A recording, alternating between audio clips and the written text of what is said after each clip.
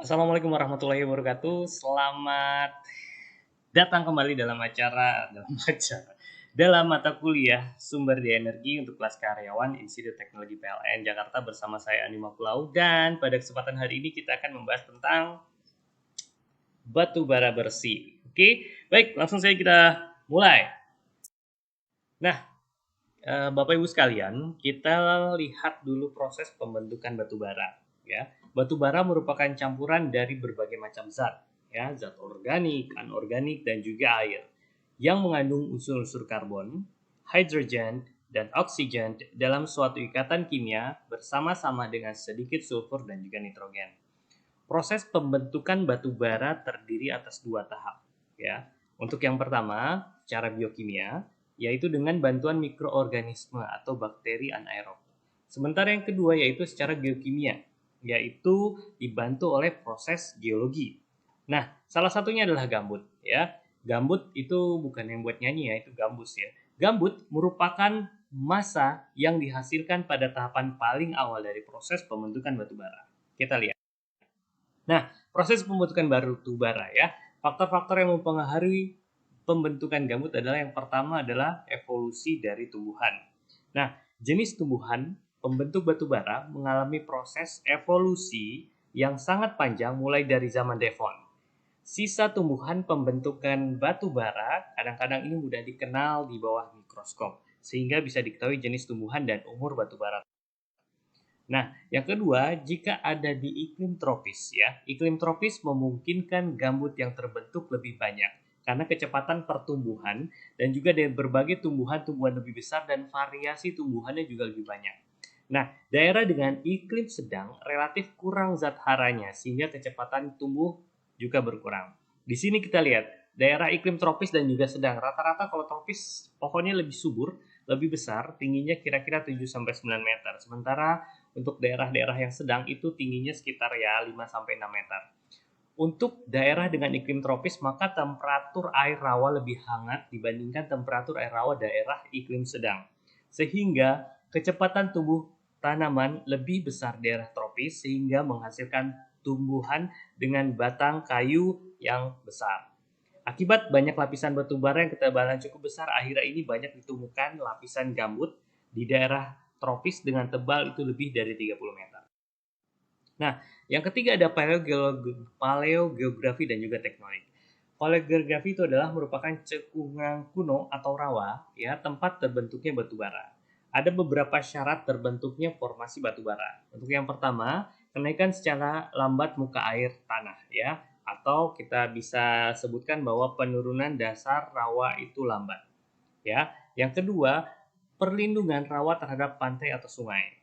Yang ketiga, jika muka air tanah naik secara cepat, penurunan dasar rawa cepat, maka kondisi rawa akan berubah menjadi danau. Dan jika terjadi endapan batu bara atau lipnik dan paralik yang merupakan lapisan lempung, napal, dan gamping yang berada di atas lapisan batu bara. Jika penurunan dasar rawa lambat, maka tumpukan tumbuhan yang mati akan mengalami oksidasi dan tererosi oleh air sungai. Sementara ada paleogeografi, jika air tanah cukup tinggi dan berlangsung lama, maka daerah dengan padang rumput tanpa adanya pohon pun bisa tumbuh gambut. Nah, berdasarkan posisi geografis, bisa kita lihat endapan batu bara di batu bara ini dibedakan menjadi dua, yaitu paralis dan juga limnis. Paralis itu terdapat di tepi pantai, dan limnis terdapat di tepi danau. Ada juga struktur tektonik, ya. Rawa gambut di daerah subsidence menghasilkan batu bara dengan banyak lapisan. Nah, endapan-endapan seperti ini biasanya terendap pada fordip atau bagian depan pegunungan lipat. Ciri-ciri khas dari batu bara atau fordip ya, terdapat banyak lapisan batu bara yang tipis ya, lebih besar daripada 2 meter, dengan penyebaran yang luas, berselang-seling dengan sedimen marin. Nah, kita masuk ke batu bara ya. Batu bara merupakan salah satu bahan bakar fosil yang terbentuk dari endapan batuan organik yang terutama dari karbon, hidrogen, dan juga oksigen. Batu bara berasal dari sisa tumbuhan yang terakumulasi ya di dalam suatu cekungan dan kemudian menghadapi proses pembatubaran atau qualification. ya, yang disebabkan oleh ada faktor tekanan, suhu dan juga waktu geologi. Proses pembentukan batu bara itu sendiri dimulai sejak zaman batu bara pertama atau Carboniferous period atau periode pembentukan karbon atau batu bara yang berlangsung cukup lama, sekitar 360 juta sampai 290 juta tahun yang lalu. Kualitas dan klasifikasi batu bara. Nah, kita lihat ada beberapa kualitas batu bara ditentukan dengan analisis proksimat dan analisis ultimat. Analisis proksimat ini dilakukan untuk menentukan jumlah air, zat terbang, karbon padat, dan juga kadar abu. Sementara jika dilakukan analisis ultimat, dilakukan untuk menentukan kandungan unsur kimia pada batu bara seperti karbon, hidrogen, oksigen, nitrogen, sulfur, unsur tambahan, dan juga unsur jarang ya. Apa ini mungkin salah? Oke, kualitas batu bara ini diperlukan untuk menentukan apakah batu bara tersebut menguntungkan untuk ditambang, selain dilihat dari besarnya cadangan batu bara di daerah penelitian. Nah, mineral pada batu bara. Di dalam batu bara ini terdapat unsur-unsur organik yang disebut mineral. Nah, mineral tersebut terdiri atas 3 grup. Yang pertama adalah vitrinit, berasal dari bahan sel dinding ataupun serat-serat kayu dari suatu tumbuhan. Ada juga mineral lignit, ya. Mineral lignit ini berasal dari unsur-unsur yang mengandung lilin dan resin suatu tumbuhan, seperti halnya spora, kutikula, ganggang, dan getah, ya. Mineral inertinit sebenarnya berasal dari bahan yang sama dengan bahan pembentukan mineral finite, ya. Akan tetapi bahan tersebut telah mengalami proses oksidasi. Nah, metode pengukuran reflektan dari Vineyard adalah salah satu metode yang umumnya digunakan saat ini untuk mengukur derajat kematangan daripada bahan organik atau mineral. Kita lihat, ini merupakan penggolongan batu bara, ya. Pada proses pembentukan batu bara dengan bantuan faktor fisika dan kimia atau selulosa, ya, yang berasal dari tanaman akan mengalami perubahan menjadi lignit, lalu bituminus atau antrasit, ya. Kita lihat di sini, ya, mulai dari pit lalu ke lignit, setelah itu baru bituminus dan juga antrasit. Nah, pit ini apa? Pit ditandai dengan kondisi fisik berwarna coklat dan strukturnya berpori, memiliki kadar air sangat tinggi, nilai kalorinya rendah, ya. Kandungan sulfur sangat tinggi dan kandungan abu sangat tinggi, jadi nilai kalori pitnya itu 1.700 sampai 3.000 kilokalori per gram. Sementara lignit itu ditandai dengan kondisi fisik, ya, berwarna hitam dan sangat rapuh seperti rasa hati kalian, ya. Nilai kalori rendah, kandungan air tinggi, kandungan abu tinggi dan kandungan sulfur tinggi, dan nilai kalori lignit adalah 1.500 hingga 4.500 kilogram. Sementara atau subbituminus, ya, ulangan ini memperlihatkan, ya, ciri-ciri yaitu warnanya agak kehitaman, ya, dan sudah mengandung lilin, ya. Endapan ini digunakan untuk pemanfaatan pembakaran yang cukup dengan temperatur terlalu tinggi. Sementara gimana kalau bituminus, ya? Bituminus adalah golongan dicirikan sifat yang padat, hitam dan juga masih rapuh atau brittle, ya, dengan pembentuk bongkah-bongkah prismatik berlapis dan tidak mengeluarkan gas dan air bila dikeringkan. Endapan, ya, ini dapat digunakan antara lain untuk kepentingan transportasi dan juga ini, ya. Sementara antrasit, golongan ini berwarna hitam, keras, kilap tinggi, dan pecahannya memperlihatkan pecahan kokoidal.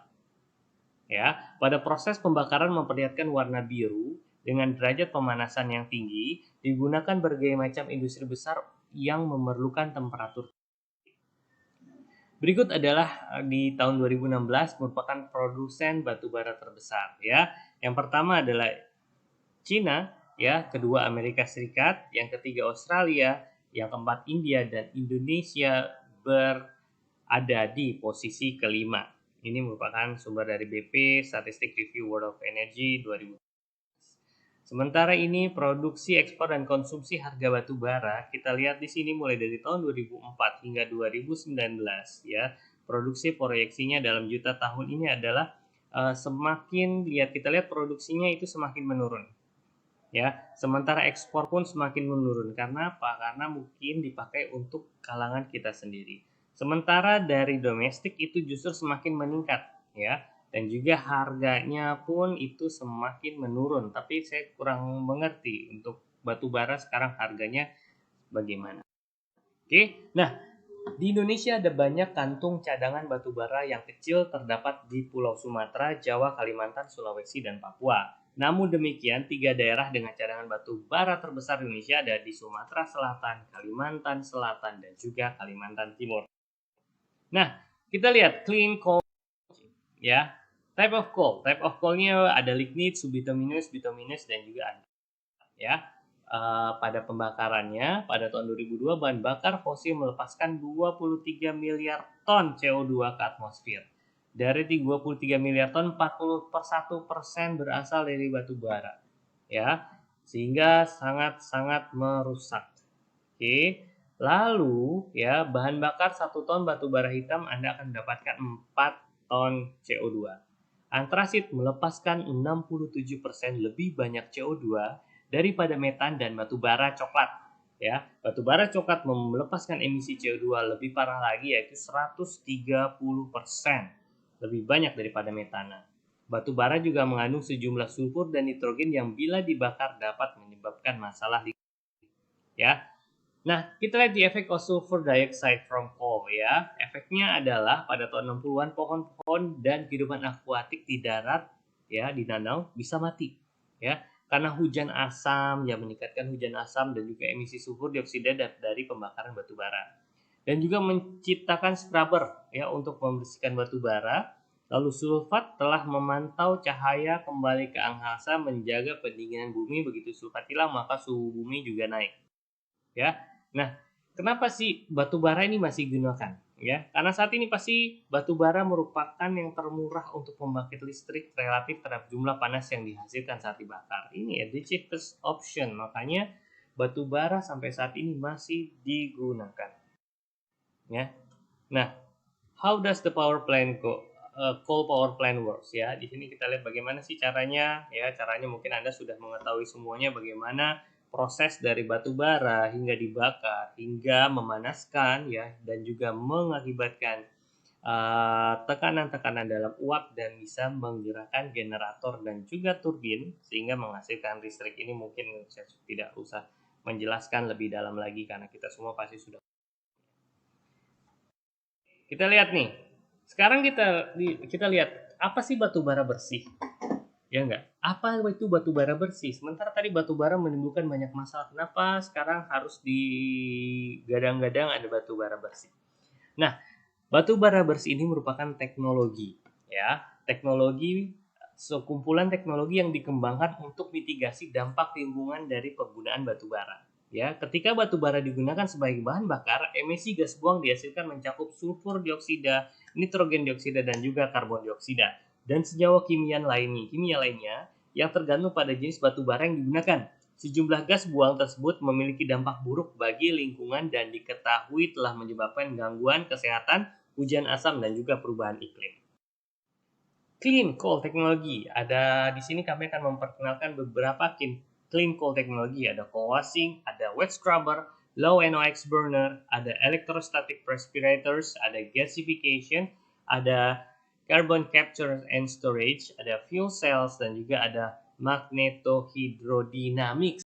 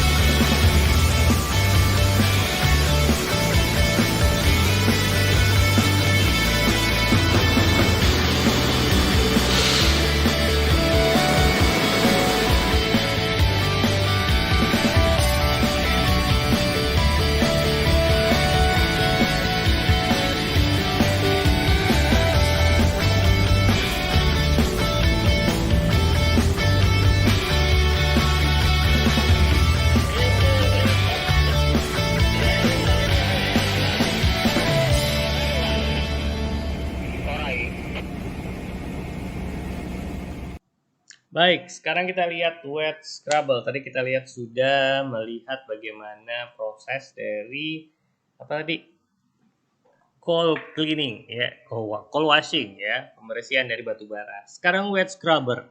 Nah, ketika emisi mencapai cerobong batu kapur tungku dan air disemprotkan, SO2 bereaksi dengan kalsium karbonat atau batu kapur untuk membentuk gipsum atau kalsium sulfat.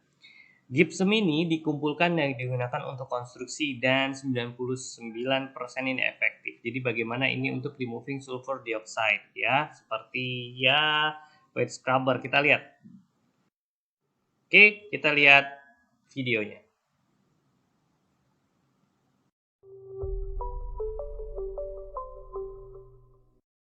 Nederman Micropool's most compact scrubber design. The dynamic scrubber can be used in all industrial applications where dust, aerosol and gas are present. Initially, coarse particles are removed by a combination of centrifugal and gravitational forces. The gas encounters slurry from a later stage and becomes partially wetted, initiating agglomeration. Intermediate-sized particles are removed by the scrubbing vanes and washed down with the slurry. Atomized scrubbing liquid is sprayed from the spray nozzle onto the fan to encapsulate the remaining fine particles and clean the fan. The wetted agglomerated fine particles exit into the upper chamber at high velocity.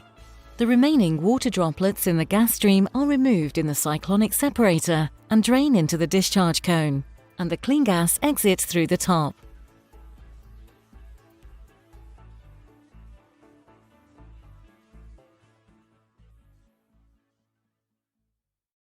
Ya, itu tadi wet scrubber ya. Dan sekarang kita lihat nih nitrogen oxide atau NOx ya. Penggunaannya tahap pertama pembakaran terjadi di zona defisiensi oksigen di mana NOx biasanya terbentuk. Dan tahap kedua hidrokarbon terbentuk yang bereaksi dengan NOx yang sudah terbentuk. Sementara tahap ketiga pementasan udara internal menyelesaikan pembakaran tetap dapat menghasilkan pembentukan NOx tambahan yang dapat diminimalisir dengan menyelesaikan pembakaran dalam lingkungan tanpa udara. Nah, kita lihat electrolytic precipitator atau particle emission. Nah, ini menciptakan medan listrik yang menghilangkan partikel bermuatan yang tidak diinginkan. Ya, sehingga 99% ini sangat efektif dalam penghilangan partikel yang tidak diinginkan tersebut. Baik, kita lihat electrostatic precipitators. Electrostatic precipitator. The carbon and other dust particles released in the atmosphere from industries are removed by electrostatic precipitator. In this method, 2 electrodes are fitted against the inside walls of the smokestack. When high voltage is applied, an electric discharge takes place across the stack, and as a result, air in the stack is ionized. The ionized air consists of ions and free electrons. The free electrons get attached to the gaseous particles moving up the stack. The particles get negatively charged and are attracted to the positive electrode located on the inner wall of the stack and settle down there. These can be dislodged from the electrodes by vibration of the electrodes and are collected in a reservoir. In this way, about 99% of the particulate matter gets removed from the fuel gases by this process. Nah, itu tadi bagaimana proses dari electrostatic precipitator di mana dapat memisahkan partikel-partikel yang tidak diinginkan.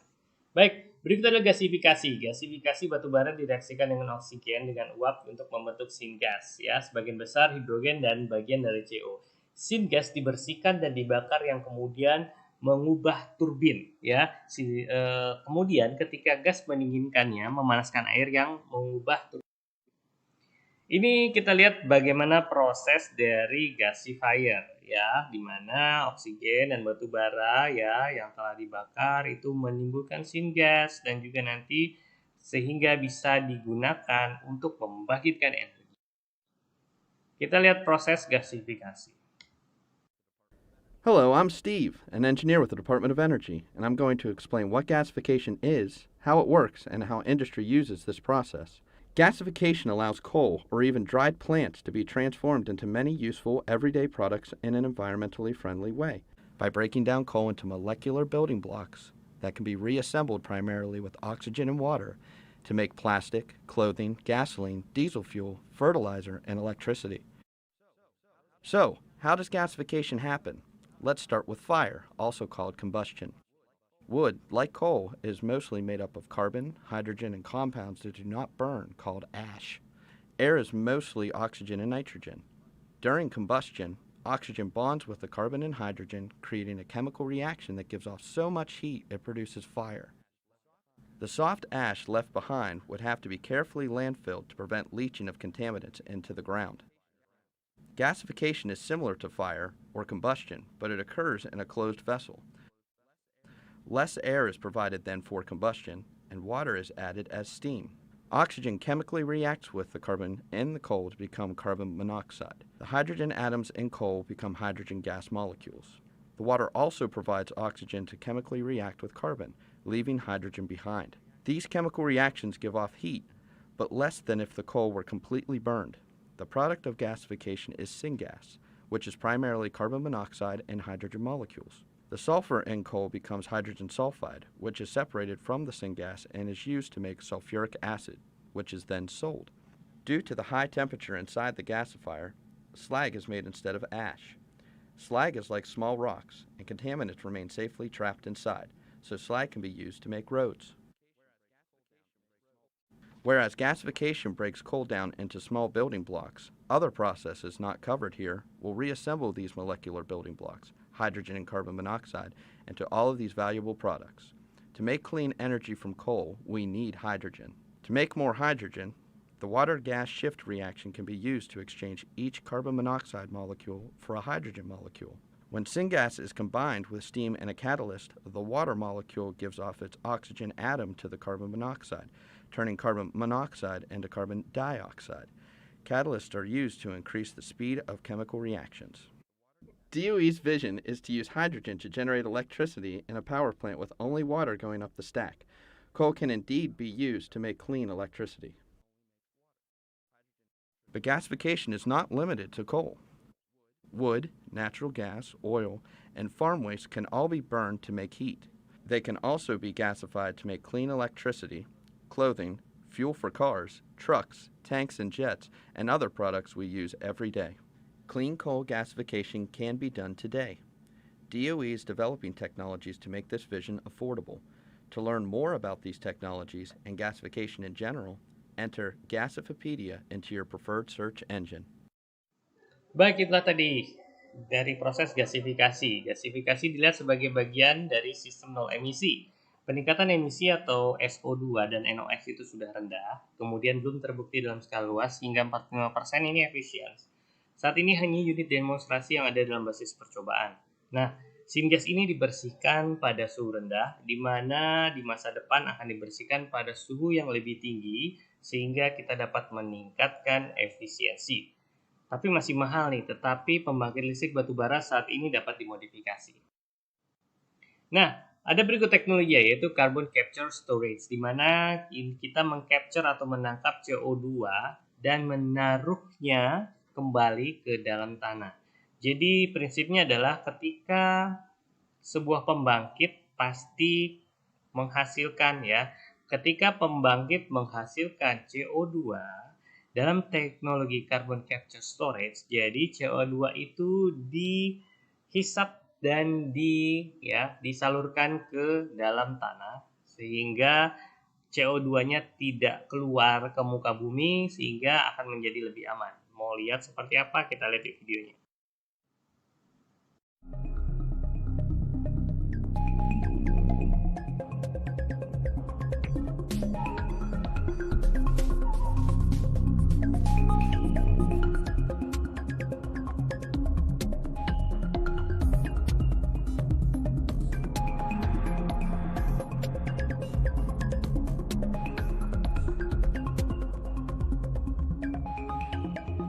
Carbon capture and storage, or CCS, is an important new geoengineering solution to climate change.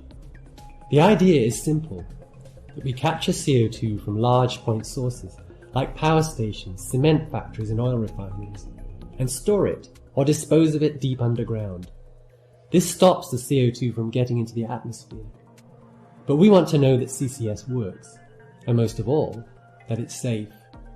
CCS could be an industry the size of present-day North Sea oil within a few decades. It's simply the reverse of the oil and gas business, putting climate-changing CO2 gas back in the ground after fossil fuels have been burnt. This new technology is one of the ways that Britain could reduce its emissions, as well as help other big CO2 producers reduce theirs. Point sources would be connected in clusters to pipelines that would take CO2 across country and offshore to wells where it can be injected into former oil or gas fields or deep aquifers. The argument is that if the underground storage structure is good enough, the gas will stay there for millions of years, just as natural gas does. Scientists have already shown, at a small scale, that they can capture, transport and store CO2. In Britain, we're lucky in being close to one of the largest areas of potential storage for CO2 in Europe. The rocks under the North Sea could absorb about 22 billion tonnes of CO2, which is 180 years of the UK's 20 largest point sources. This is a really hefty reduction in Britain's emissions.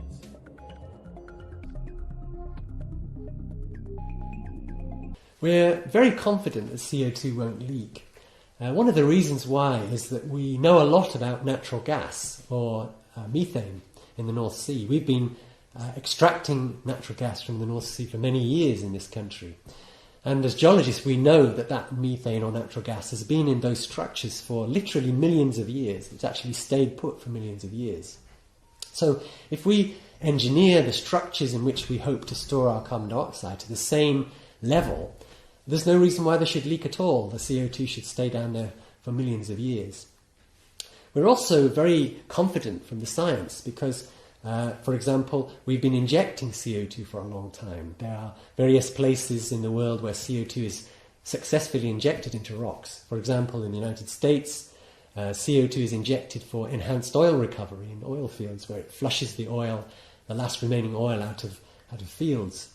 And also in the Sleipner field in the North Sea, we've been injecting CO2 for well over 10 years very successfully.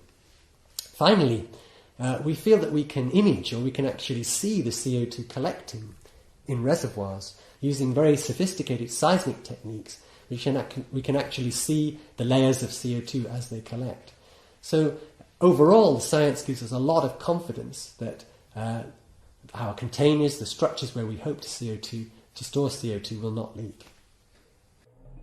The UK is taking a lead in CCS worldwide, both in terms of British government support for CCS, but also because British scientists are exporting knowledge and expertise to big emitters in the developing world, like China and India. Large-scale CCS can't happen until we know that it's viable and that the CO2 won't escape. Would money spent on CCS be better spent on renewable energy like wind farms? Is CCS a big opportunity for the UK? These are reasonable questions to ask. To answer them, scientists are working around the world to find out whether CCS is a viable long-term option.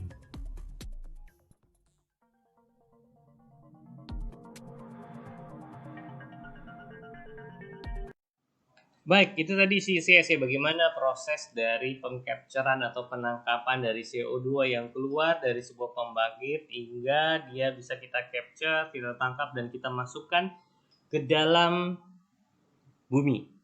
Ya, tentu masih ada beberapa masalah, tapi tadi ilmuwannya yakin ya, istilahnya yakin tidak akan menimbulkan masalah. We'll see. Ya, nah kita lanjutkan dengan CCS ya. Ada banyak masalah pasti dengan CCS. CO2 itu sulit ditangkap. Setelah ditangkap perlu dicairkan yang mengambil 20% dari energi yang dihasilkan dari batu bara, di mana CO2 disimpan dan perlu dipantau. Dan hanya ada beberapa tempat yang bagus untuk penyimpanan massal, namun juga ada masalah yaitu transportasi bisa lebih. Ada juga fuel cell. Fuel cell ini suatu teknologi di mana antara hidrogen dan oksigen diberikan reaksi kimia sehingga menghasilkan elektron-elektron listrik. Fuel cell ini membiarkan hidrogen dari batu bara bereaksi dengan oksigen untuk menghasilkan listrik secara elektrokimia, ya. Ini masih dalam pengembangan awal dan memang teknologi masih sangat mahal, namun saat ini sudah mulai diterapkan fuel cell untuk kendaraan listrik. Seperti itu. Ada juga magnetohidrodinamik. Nah, batu bara dibakar untuk membentuk gas atau plasma yang sangat panas, kemudian diberikan muatan listrik dengan menambahkan senyawa seperti garam kalium. Ya, gas yang diisi atau plasma dilewatkan melalui medan magnetik dan juga listrik dihasilkan. Panas dari gas pembakaran digunakan untuk mengubah turbin uap juga masih dalam pengembangan dan memang mahal.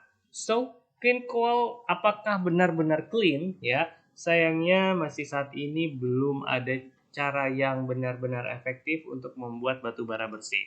Ya, proses seperti gasifikasi dapat membuat pembakaran batu bara lebih efisien tapi tetap masih membakar CO2. Ya, CO2 dapat disimpan di bawah tanah menggunakan CSS, tapi dapat menyebabkan lebih masalah lagi di masa depan. Kita masih belum mengetahuinya, ya. Solusi yang terbaik adalah ya, kalau bisa kita stop menggunakan batu bara. Clean coal and politics. Nah, kita lihat clean coal and politiknya. Yang pertama, Barack Obama mengatakan bahwa ia akan mengembangkan 5 pabrik batu bara pertama dengan teknologi CCS. Lalu ingin menghabiskan sekitar 150 miliar US dollar selama 10 tahun untuk sumber energi terbarukan seperti angin, matahari, biofuel, hybrid plug-in, dan juga teknologi batu bara bersih.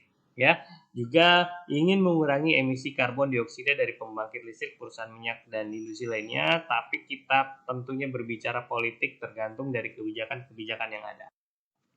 So, the summary are, ya, batu bara sangat tidak efisien dan merupakan penyebab besar pemanasan global. Namun masih saja dipilih karena memang teknologinya paling murah. Ya, bukan paling murah sih, tetap murah. Ya enggak? Batu bara bersih adalah istilah yang menggambarkan banyak teknologi yang berbeda. Ya, batu bara bersih tidak berarti bersih 100%.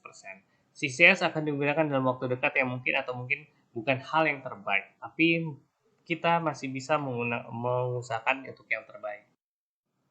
Baik, sampai di sini dulu perjumpaan kita. Terima kasih banyak sudah menyaksikan. Jangan lupa untuk melakukan presensi di kolom komentar, NIM spasi nama, dan untuk diskusi kita lakukan di tips. Oke, terima kasih banyak atas perhatian Anda. Sampai jumpa minggu depan. Saya Nima Pulau dari Institut Teknologi PLN Jakarta. Tetap sehat, tetap semangat. Wassalamualaikum warahmatullahi wabarakatuh. Bye. Assalamualaikum warahmatullahi wabarakatuh. Selamat datang kembali dalam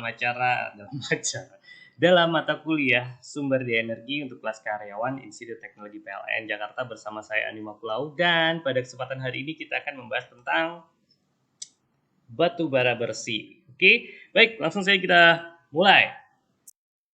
Nah, Bapak Ibu sekalian, kita lihat dulu proses pembentukan batu bara. Ya, batu bara merupakan campuran dari berbagai macam zat, ya, zat organik, anorganik, dan juga air yang mengandung unsur-unsur karbon, hidrogen, dan oksigen dalam